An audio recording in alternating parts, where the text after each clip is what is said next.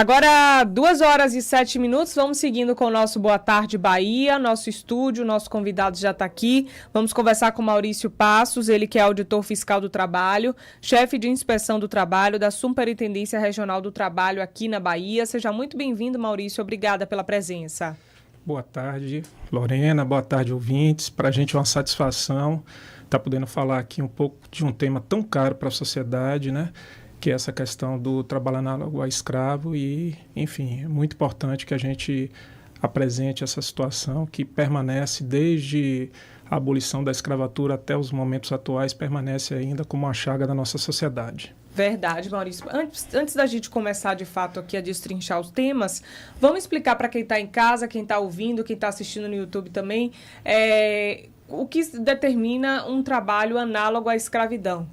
Quais são as características que esse trabalhador está sendo submetido, que pode sim ser considerado trabalho escravo? Então, a escravidão moderna, né, ela é um pouco diferente do que normalmente nós associamos. O senso comum associa de um trabalho forçado, daquele trabalho vigiado e imposto ao trabalhador, ou seja, aquele que o trabalhador fica submisso totalmente ao seu patrão. Hoje nós temos na legislação outras hipóteses, como, por exemplo, condições degradantes de trabalho, jornadas exaustivas e também situações onde o trabalhador ele acaba sendo compelido a ficar no local de trabalho, mas não por uma submissão do empregador, mas por circunstâncias como, por exemplo, dívidas adquiridas ali no local de trabalho. Normalmente isso acontece na zona rural, né, em propriedades rurais mais distantes dos centros urbanos, onde os trabalhadores consomem os produtos na própria propriedade e ele acaba não tendo condições de deixar essa propriedade porque tem uma dívida, precisa trabalhar para pagar essa dívida e, consequentemente, nunca termina de pagar essa dívida e fica por ali sendo submetido a condições degradantes também. Então, a nossa legislação, atualmente, ela estabelece essas 4 situações que eu relatei aqui. Maurício, foi divulgada, inclusive, uma lista suja do trabalho escravo, e essa lista aqui no país tem 472 empresas. São empresas que já são visadas pelos órgãos competentes por já contratarem e recontratarem pessoas nesse tipo de trabalho? Perfeito. Essas empresas, na verdade, elas entram na lista suja depois de realizadas fiscalizações, constatadas as situações de condições de trabalho análogas a de escravo, ser oportunizado para essas empresas todo o direito ao contraditório e, ao término desse processo administrativo, aí sim essas empresas entram nessa lista. Realmente houve, nessa última lista atualizada recentemente, o maior acréscimo de empregadores em todo o tempo, né? Desde que essa lista publicada pelo Ministério do Trabalho, foi esta última atualização agora, onde ocorreu o maior acréscimo de empregadores que passam, enfim, a integrar essa lista suja de trabalho escravo, né? E como é que está a Bahia nesse cenário dessas empresas? Olha, na Bahia, a fiscalização ela vem atuando fortemente, né, no combate ao trabalho análogo a de escravo. Obviamente, a Auditoria Fiscal do Trabalho hoje, ela não possui o quadro que nós gostaríamos de ter, um quadro ampliado que possibilitasse uma atuação mais sistemática, mais, enfim, até num quantitativo maior, mas dentro das condições atuais colocadas para a inspeção do trabalho, a fiscalização de denúncias que tratam de condições análogas, de trabalho em condições análogas de escravo, é uma das nossas prioridades. Para vocês terem uma ideia, os ouvintes, somente esse ano nós já realizamos cerca de 30 operações, né, muitas delas com parceiros institucionais importantes, como o Ministério Público do Trabalho, como a Defensoria Pública da União, a Secretaria de Justiça e Direitos Humanos do Governo do Estado, além das forças policiais que nos garantem a segurança nessas operações. E dentro dessas 25 a 30 operações que realizamos, já foram resgatados na Bahia esse ano 84 trabalhadores, né, nas mais diversas atividades econômicas, desde a colheita de café. Temos também casos de trabalho análogo a escravo no ambiente doméstico, temos em atividades urbanas, atividades, por exemplo, de construção civil e uma diversidade enorme de atividades econômicas. Se tivéssemos, né, sem dúvida, se a fiscalização do trabalho na Bahia hoje tivesse o triplo de auditores fiscais, talvez nem com esse triplo a gente desse conta do tamanho do problema que existe, né, que é uma realidade. Nós recebemos um número de denúncias que, infelizmente, denúncias que chegam qualificadas, denúncias que partem muitas vezes do próprio cidadão que está sendo submetido àquela condição, mas que também parte de instituições da sociedade civil, de outros órgãos do governo. Mas, infelizmente, nós não conseguimos, com o efetivo que temos hoje, atender a todas essas denúncias. Então, é feito um trabalho de inteligência, são eleitas ali as que, enfim, se considera que tem um maior potencial de constatação no local, né, daquela situação, e essas ações são realizadas. Esse trabalho é feito diuturnamente, observando a legislação que está aí colocada, os normativos que estão colocados de uma forma muito criteriosa, porque, de fato, o trabalhador ser submetido a uma condição análoga de escravo, né, afronta a dignidade humana e traz repercussões seríssimas para o empregador. Então, esse trabalho é feito de uma forma extremamente responsável, cuidadosa e, infelizmente, né, diante desse quadro que eu comentei, nós gostaríamos até de alcançar um número maior de estabelecimentos, enfim, de propriedades, mas às vezes não conseguimos. Até ouvindo isso com tristeza, viu, Maurício? Eu confesso, porque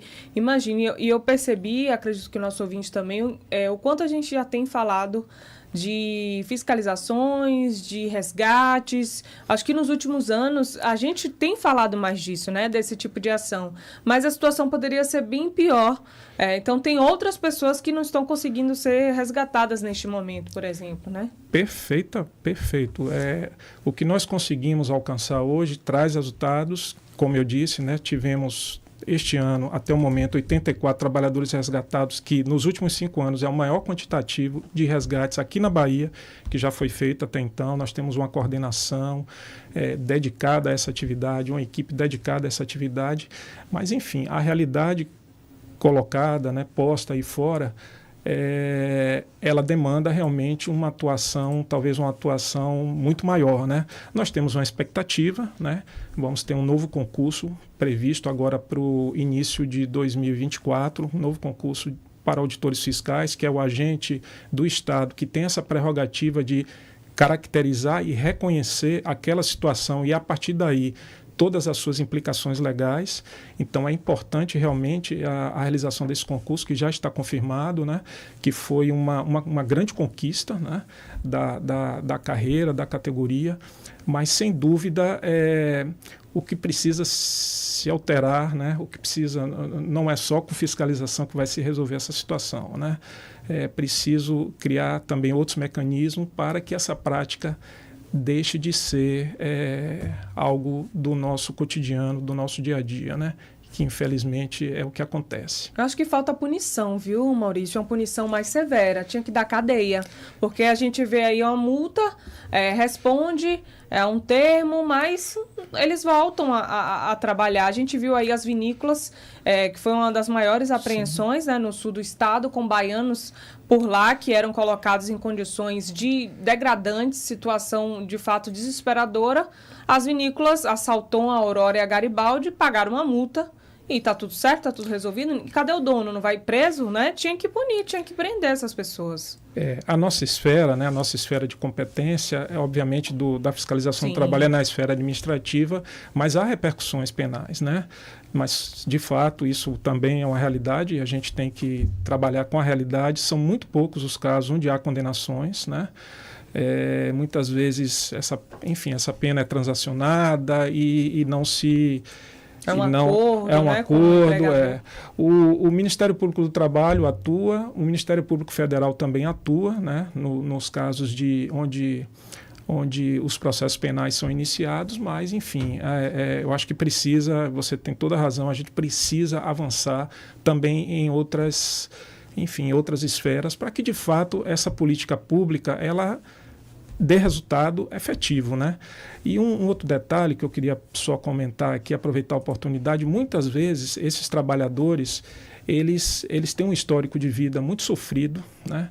De muita dificuldade, normalmente trabalharam quando crianças, quando menores, né? Menores de idade, e aí vocês criam um ciclo extremamente perverso para esses trabalhadores, né? Que, enfim, estão aí submetidos a condições indignas e que, quando o Estado aparece, eles conseguem ver um alento, né? Não só no resgate, mas depois no pós-resgate. Mas, em alguns casos, quando o Estado não consegue chegar a tempo, este ciclo ele fica se perpetuando ali naquela localidade ou naquela região. Esse ciclo de exploração e de submeter esses trabalhadores a condições indignas. Você falou desse ciclo, Maurício, e a gente não pode julgar essas pessoas que são submetidas a esse tipo de trabalho. Muitas conseguem sair e depois acabam voltando para essa situação. Eu já vi alguns casos nesse sentido, porque são pessoas que não conseguem outro tipo de emprego, precisam se sustentar e acabam se submetendo a um ciclo ali triste, né, da situação do país. Perfeito. E por isso que é importante o trabalho com os parceiros, né? Hoje existe aqui na Bahia já há muitos anos uma comissão que trata dessas questões, plurinstitucional, onde várias instituições estão presentes. Então não é só a fiscalização do trabalho. A fiscalização do trabalho trata do que lhe compete, mas outros órgãos, outras instituições parceiras, tanto de município quanto do Estado e a nível federal também, elas estão imbuídas em não permitir que isso aconteça, que esse ciclo, na verdade, ele retorne e o trabalhador volte àquela situação ali de se submeter a uma condição indigna de trabalho. Então, já há muitos anos, alguns anos, cerca de 8 a 10 anos, se trabalha nessa lógica, tem se aperfeiçoado esses mecanismos e temos tido resultados bastante significativos, principalmente nesse aspecto do retorno do trabalhador, de não estar se submetendo mais àquela condição. Precisa de capacitação, ele precisa ser bem acolhido no pós-resgate, ele precisa ter garantido o seu direito, as suas verbas ali rescisórias, porque muitas vezes somente na justiça que essas verbas são pagas, então precisamos de uma atuação na justiça também do trabalho eficiente. Enfim, toda essa realidade requer esse esforço conjunto. Nosso ouvinte Luciano, de Lauro de Freitas, faz uma pergunta aqui para o nosso entrevistado. Por que foi incorporada a palavra análogo e não usar escravidão direto? É porque, como eu falei no início, quando o senso comum e aquela lógica que a gente tem da escravidão era o trabalhador ali acorrentado, impedido de forma plena de ir e vir, ou seja, ele não tinha sua liberdade. E hoje a realidade, né, ela se mostra de uma forma diferente, não menos grave, mas de uma forma diferente. Muitas vezes o trabalhador ele está ali submetido a, por exemplo, dormir junto com os porcos, a ganhar menos de R$10, R$20 por dia, a trabalhar de domingo a domingo por 14, 15, 16 horas, mas ele não está acorrentado, ele não está preso, ele não está impedido de ir e vir. Então, essa lógica, né, do entendimento do que é uma situação ou situações que colocam o trabalhador numa condição análoga a escravo, é por isso que surgiu essa denominação, para justamente diferenciar, vamos dizer assim, né, fazendo analogia aqui, a escravidão contemporânea da escravidão que todos nós conhecemos, que é uma chaga também do nosso passado, do passado do Brasil, mas de muitos outros países, né, nesse nosso mundo, infelizmente. No final, a gente vê que as sequelas são as mesmas, né? De não só físicas, mas sequelas mentais, né? Que vão passando, às vezes, de ciclo a ciclo, geração para geração. Quando a gente fala em trabalho análogo à escravidão, Maurício, muita gente deve pensar assim, é zona rural, é lá distante, mas pode estar acontecendo do lado ali de você, né? Como é que né, as pessoas que estão acompanhando agora, o cidadão comum, né, pode contribuir para essa fiscalização de vocês? Olha, a Superintendência Regional do Trabalho, né, e de fato o Ministério do Trabalho, ele oferece um canal, né, de denúncias. Então, qualquer situação que eventualmente, né, um cidadão suspeite ou até mesmo tenha um conhecido que esteja trabalhando em condições degradantes, ele pode fazer uso desse canal. O canal ele é um link, né, na web, é um site na web que pode ser acessado da seguinte forma, clicando ipe.sit.trabalho.gov.br. Ou assim, para simplificar, se colocar num buscador canal de denúncias trabalho escravo IP, esse link já aparece. É importante, né, apesar de toda a dificuldade que nós relatamos aqui de alcançar a totalidade de denúncias, é importante que a fiscalização do trabalho, que chegue até a fiscalização, essas denúncias, nós vamos ter, como eu disse, todo o critério, analisá-las com a profundidade que merece e atuaremos a partir do momento que os indícios estejam ali presentes naquela denúncia. Então, é importante que a população saiba, que o cidadão saiba que há esse canal. Muitas vezes, essas situações somente são identificadas e descobertas por meio de denúncias. Isso é um fato, né? Porque, enfim, não se divulga condições indignas de trabalho, né? Enfim, quem pratica isso tenta, na medida do possível, que isso não se revele. Então, é importante que o cidadão utilize esse canal para que a gente possa estar trabalhando com mais efetividade e com mais acerto também. Bom, Maurício, o último caso que a gente falou aqui foi de Maikinique, no sudoeste da Bahia. 2 trabalhadores que foram resgatados em situação análoga à escravidão estavam na zona rural do município havia 5 anos. Foram resgatados por essa ação de vocês. Claro, uma jornada exaustiva, sem descanso semanal, 5 anos trabalhando sem férias, sem direitos trabalhistas. Esses 2 trabalhadores cuidavam do gado. Como é que foi identificada? Como é que foi essa ação? O dono disse o quê? Então, além de tudo que você colocou, ainda encontramos não existia água potável para esses trabalhadores, os alojamentos eram extremamente precários, né? Os trabalhadores, eles na verdade dormiam praticamente a céu aberto, com a condição indigna, e o nosso procedimento, o procedimento da fiscalização, uma vez constatada essa situação de trabalho análogo a de escravo, é de chamar o empregador, fazer com que seja feito o acerto dessas verbas rescisórias. Isso foi feito, né? Foi feito, muitas vezes também isso não acontece, então o empregador ele se recusa a saldar essa dívida com os trabalhadores, falando só do ponto de vista financeiro, né? Do ponto de vista do que é devido ao trabalhador de remuneração durante todo esse tempo. Mas nesse caso aconteceu o acerto de contas e o empregador, obviamente, vai responder na justiça no que se refere aos danos morais coletivos, cada um dos trabalhadores também aos danos morais, a indenização por danos morais individuais, enfim, tem uma série de outras repercussões que elas, na verdade, se iniciam após a conclusão do resgate, né? Dos resgates desses trabalhadores. Os trabalhadores não estão mais lá laborando, fizemos um outro naquela mesma região, na região oeste, em Correntina, com 5 trabalhadores resgatados. Por agora também? Na semana do dia hoje há 15 dias atrás. Sim. Enfim.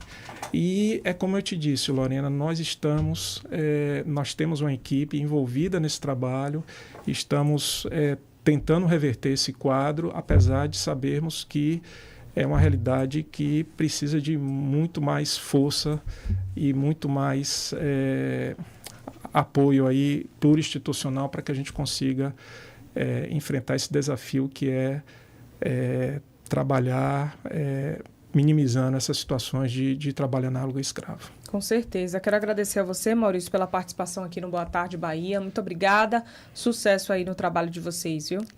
Eu que agradeço.